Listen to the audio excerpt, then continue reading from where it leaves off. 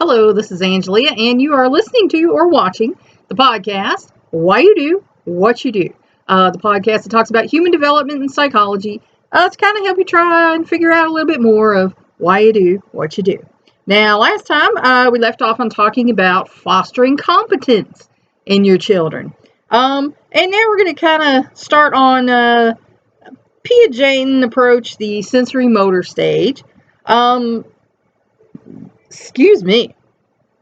As a young man studying in Paris, Jean Piaget helped to standardize the tests Alfred Binet had developed to assess the intelligence of French school children. This work convinced him that psychometric tests miss much that is special and important about children's thinking. Piaget became intrigued by the children's wrong answers, finding in them clues to the thought processes, or lack thereof, which were quite different from adult thought. And if any of you are parents or grandparents, you know children do not think the way we do. Like I said, basically, they're born insane. Their brain is not wired right yet, and so they have to learn and get that together. Such observations led to Piaget's comprehensive theory of cognitive development. The way you think, your brain, your cognition develops from the time you're a baby up until basically the day you die. You're still learning if you let yourself. There are people who don't let themselves and prefer to remain ignorant, but that's their deal. The sensorimotor stage in Piaget's theory, the first stage in cognitive development, during which infants learn through senses and motor activity. So that's why these babies are feeling everything, trying to learn to crawl, walk, whatever, because this is how they explore their environment. They're little scientists, and they're exploring their environment to learn more about how to be whoever they're going to grow up and be. Schemes, Piaget's term for organized patterns of behavior used in particular situations. So children develop these schemes, or some people call them schemas, and it's not like something to rip you off. It's the way they develop a pattern. Like, if they drop a spoon off the high chair one day and it makes a noise that they care for, they're going to do that again and again. It's a scheme they have developed for hearing that noise that they like. Or they learn quickly if they can stack two blocks on each other, how that's done. And they develop these schemes that they're going to use, or schemas, throughout their whole life to, build upon and interact with their environment. Substages of the sensorimotor stage. Let's see here. The sensorimotor stage consists of 6 substages, which flow from one to another as a baby's schemes, or organized patterns of behavior, become more elaborate. During the first 5 substages, babies learn to coordinate input from their senses and organize their activities in relation to the environment. Remember? So give them that input. They're just like, Johnny 5 on short circuit. They need input. They do this by the processes of organization, adaptation, and equilibration, which were described before. During the 6th and last substage, they progress from trial and error learning to the use of symbols and concepts to solve simple problems. So let's go ahead and talk about those substages. The use of reflexes from birth to 1 month. Infants exercise their inborn reflexes and gain some control over them. They do not coordinate information from their senses. They do not grasp an object they are looking at. Don't begin sucking when her mother's breast is in her mouth. I think that is does. Okay. Primary circular reactions. You gotta love it when people leave typos in a textbook that's supposed to be teaching, your future generation of scientists and doctors.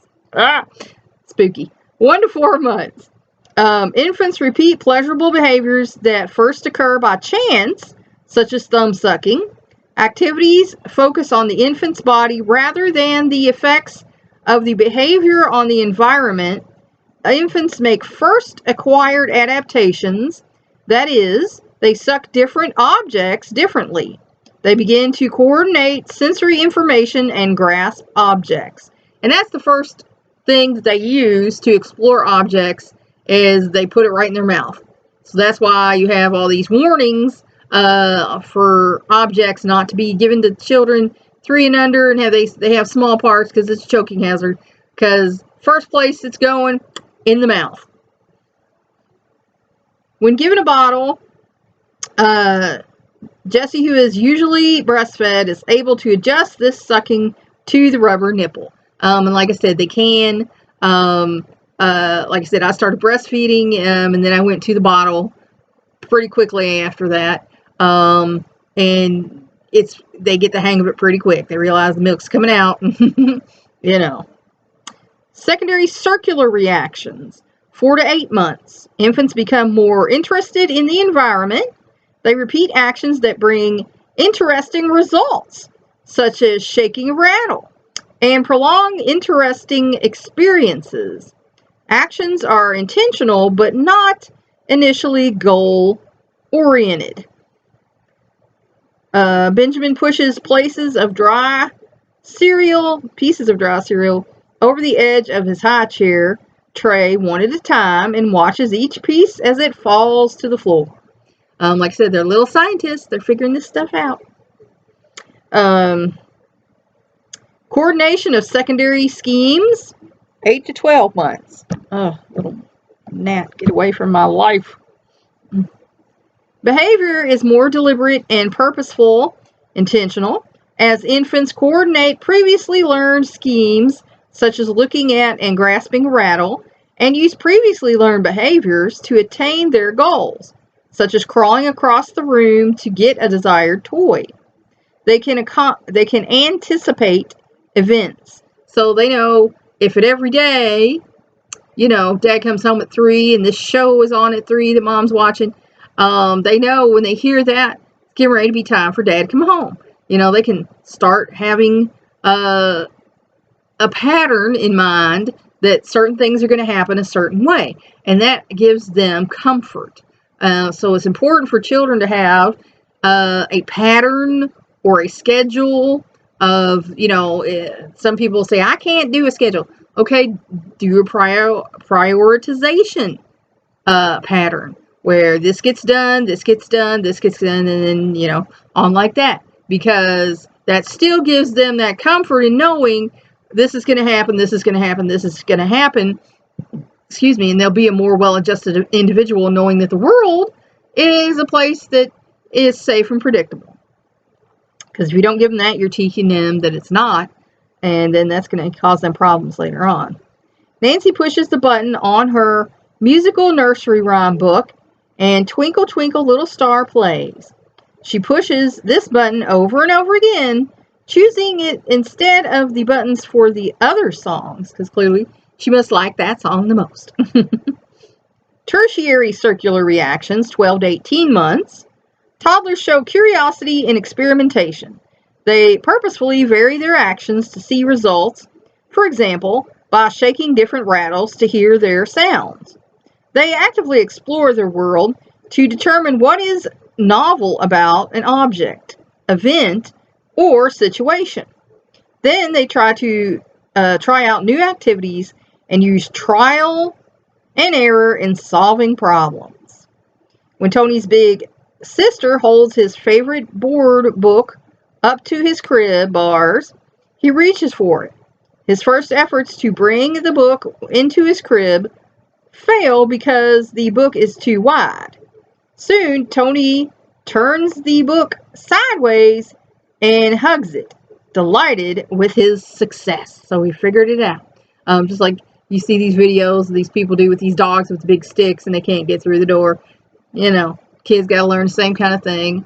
They don't understand something that's longer than the slatch. Can't get it through. They got to finally figure out, you turn it sideways and it fits. Mental combinations, 18 to 24 months. Since toddlers can mentally represent events, they are no longer confined to trial and error to solve problems.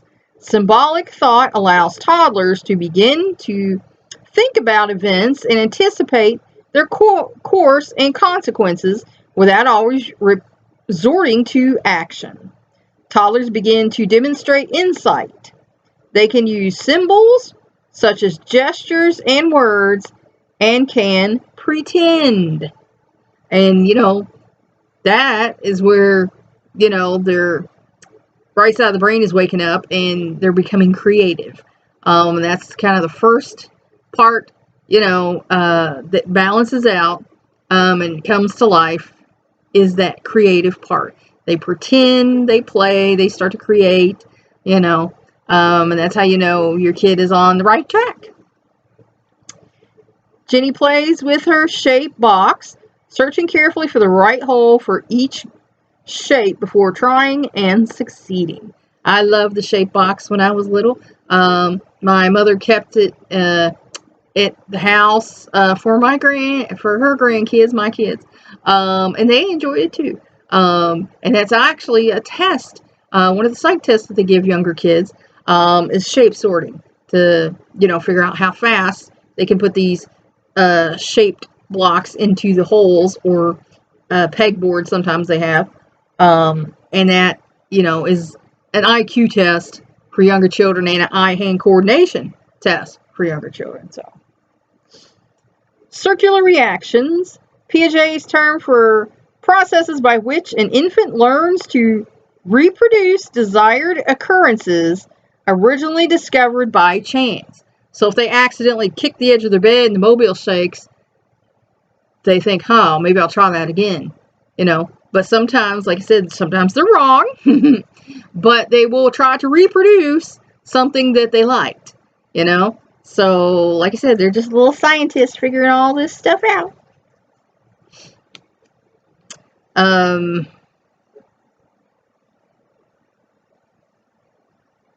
And here's some primary, secondary, and tertiary circular reactions.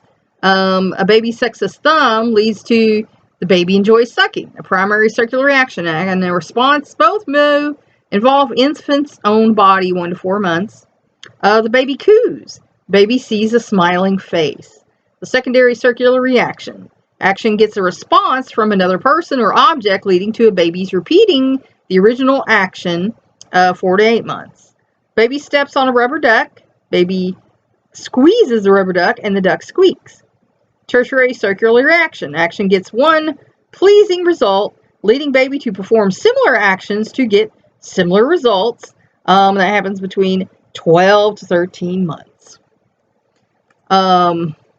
Representational ability. Piaget's term for capacity to store mental images or symbols of objects and experiences. And that's where memory really starts to come into play. So that's why you don't really remember a lot before you were, say 3 or 4. Some people don't even remember that far back. Some people don't even remember till like maybe 1st or 2nd grade. Everybody's brain is different. So, but this is where, things start happening. Deferred imitation, Piaget's term for reproduction of an observed behavior after the passage of time. So, they might watch Daddy hammering, and then they can have something, and then they might decide to hammer on things. So yeah, you gotta watch that too.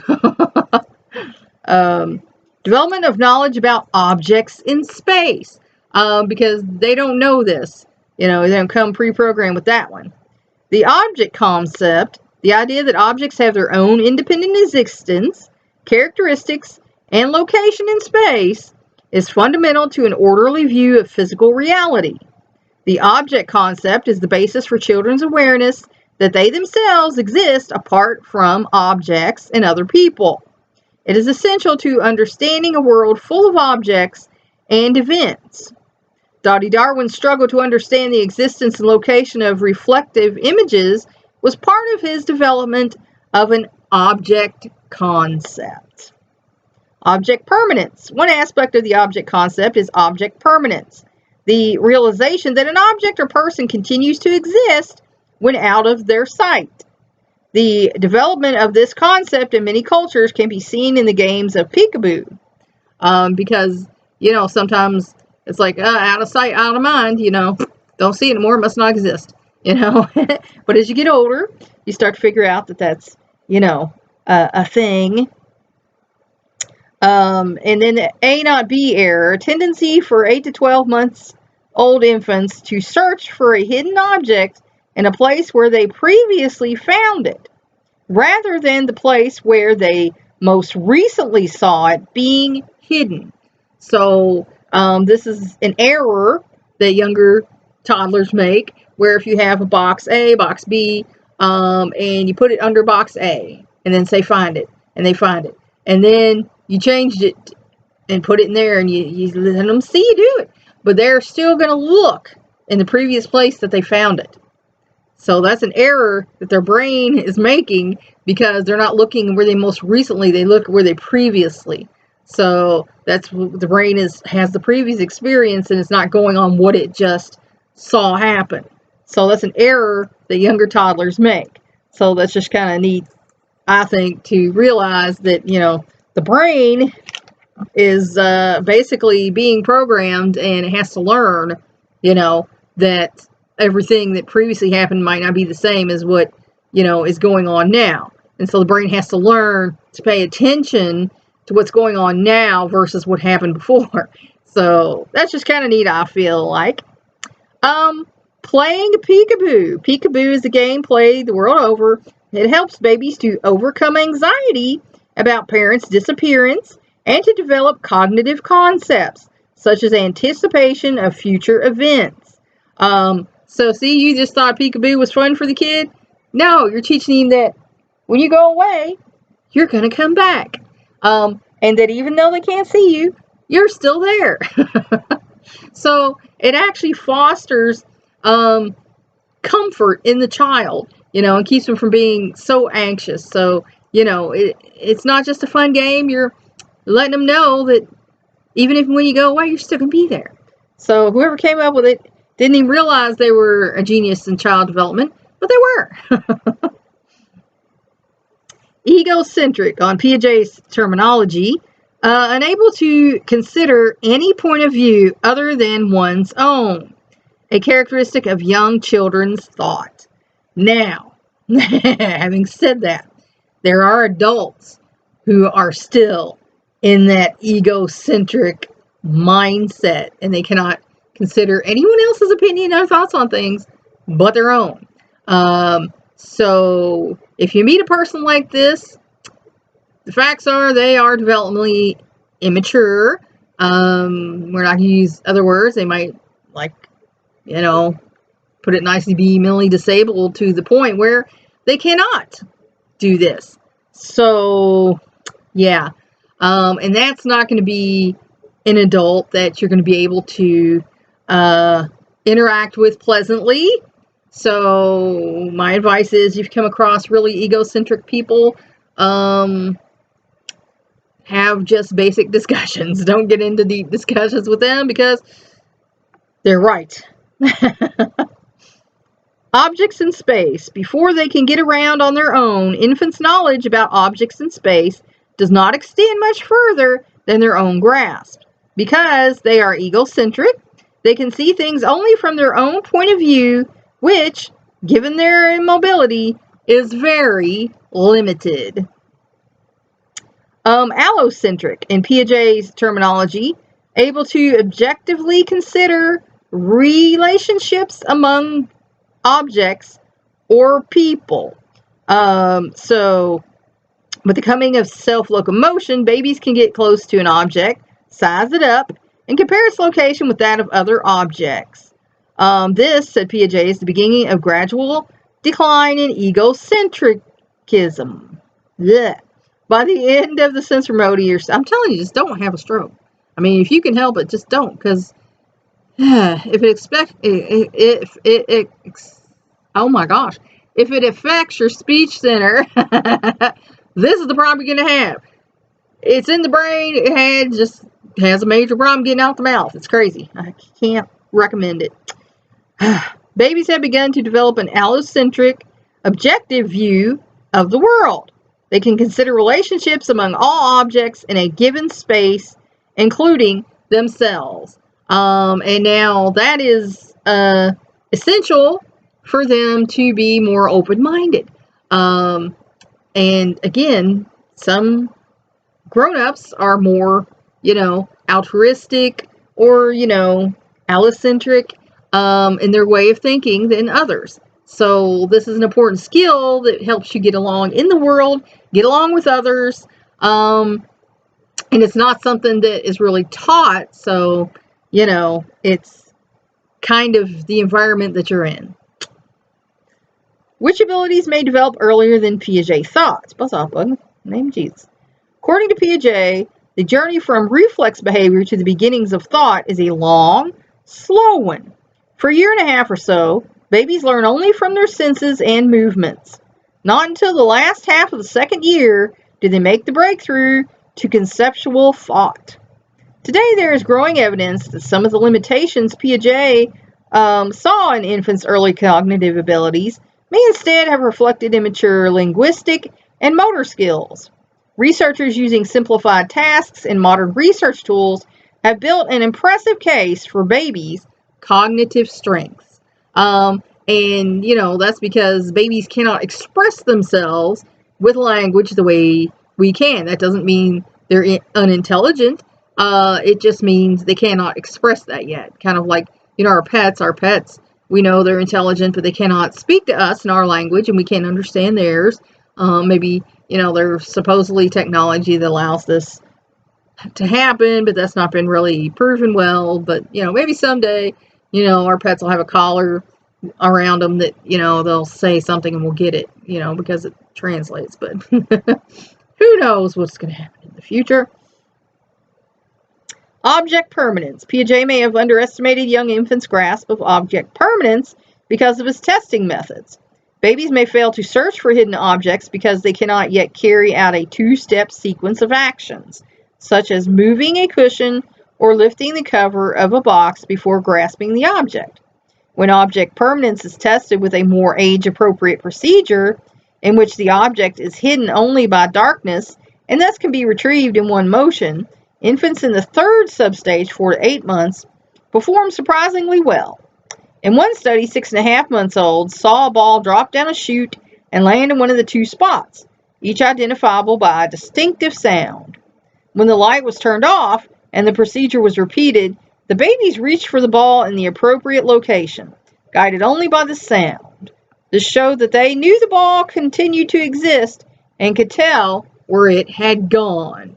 So, they're smarter than the early scientists thought, and, they can figure stuff out for themselves. They cannot express it as they should, like a grown-up person, can, not, necessarily as they should, but, they at least got it going on. Categorization. According to Piaget, the ability to classify or group things into categories does not appear until the 6th substage, around 18 months. Yet even 3-month-olds seem to know that a dog is not a car. Between 3 and 10 months, infants become better able to recognize a new example of a certain type, even when a pattern is complete.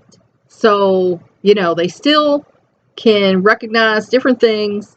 And there's been more research on this where they have like touch pads and things like that for children to interact with. So they're getting better about knowing this. And also, again, everyone is an individual, so everything's not cut and dry across the board. And so, scientists are learning that that's the case. And, all these early guys, this is this, this is this, is this. And, there's always going to be variables. So, key developments of the sensorimotor stage. Object permanence. Piaget's view was developed gradually between 3rd and 6th substage. Infants in 4th substage, 8 to 12 months, make A, not B error. More recent findings. Infants as young as 3.5 months, 2nd substage, seem to show object knowledge. Though interpretation of findings is in dispute, A, not B error may persist into the second year or longer. And like I said, that's because everybody's different. Spatial knowledge. Piaget's view was development of object concepts, and spatial knowledge is linked to self-locomotion and coordination of visual and motor information. The more recent findings, research suggests that it supports Piaget's timetable and relationship of spatial judgment to the decline of egocentrism. Link to motor development is less clear. Causality. Let's just talk about the recent findings. We already talked about all Piaget stuff. Some evidence suggests early awareness of specific causal events in the physical world, but general understanding of causality may be slower to develop. Number. Infants as young as 5 months may recognize and mentally manipulate small numbers, but interpretation of findings is in dispute. Categorization. Infants as young as 3 months seem to recognize perceptual categories, and 7-month-olds categorize by function. Imitation. Controversial studies have found invisible imitation of facial expressions in newborns, and deferred imitation as early as 6 weeks. Deferred imitations of complex activities seems to exist at 6 months. So, they're finding out a little bit different now than Piaget thought in the day. And like I said, that's why psychology has become a science. You know, there's scientists studying these things. It's not just philosophy anymore. Back in the Freud day. Invisible and deferred imitation. Piaget maintained that invisible imitation using parts of the body that a baby cannot see, such as the mouth, develops at about 9 months. After visible imitation, the use of hands or feet, for example, which babies can see. Yet in a series of studies by Andrew Meltzoff and by Keith Moore, babies less than 72 hours old appeared to imitate adults by now opening their mouths and sticking out their tongues, as well as by duplicating adults' head movements. So Piaget thought that happened a lot later, but as we know, I knew my little babies did it. If you go, they'll do the same thing. So, we're learning more about how babies are actually smarter than people used to give them credit for. So like I said, when you have a little one in your care, treat them, just like you have to program. You have to tell them everything, teach them everything. You have to put all that information into them. Don't overload them to where, you're stressing them out. And we all know when you overstimulate a baby and it looks away, it's like, I'm done, So, but, put the time and effort into your children to get a decent, well-adjusted person out of them. I mean, there's no guarantees, but, it's a good thing to do.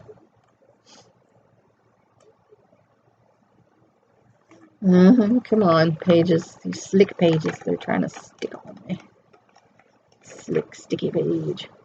Studying cognitive development, newer approaches. During the past few decades, researchers have turned to 3 new approaches to add to our knowledge about infants and toddlers' cognitive development. The information processing approach focuses on the processes involved in perception, learning, memory, and problem solving. It seeks to discover what people do with information from the time they encounter it until they use it. The cognitive neuroscience approach examines the hardware of the central nervous system. It attempts to identify what brain structures are involved in specific aspects of cognition. The social contextual approach examines environmental aspects of the learning process, particularly the role of parents and other caregivers, because you're the most important person in that child's life. Information processing approach, perceptions and representations. Like the psychometric approach, information processing theory is concerned with individual differences in cognition, and that's, the way you think. Unlike the psychometric approach, it aims to describe the mental processes involved when people acquire and remember information or solve problems rather than merely inferring differences in mental functioning from answers given out or problems solved. Information processing research uses new methods or test ideas about cognitive development that sprang from the psychometric and Piagetian approaches. For example, information processing researchers analyze the separate parts of a complex task, such as Piaget's object search tasks, to figure out what abilities are necessary for each part of the task and at what age these abilities develop. Information processing researchers also measure and draw inferences from what infants pay attention to and for how long. So, it's like you can give information, but the goal is what they do with it, how they understand it, how they use it. So, excuse me, you can give everything all day long, but it's how they process it, what they do with it, how they perceive, and then how they use that information as they grow. That is the main concern of people studying human development. And I'm going to leave you on that note. And hopefully that has helped you understand a little bit more of why you do what you do. Until next time.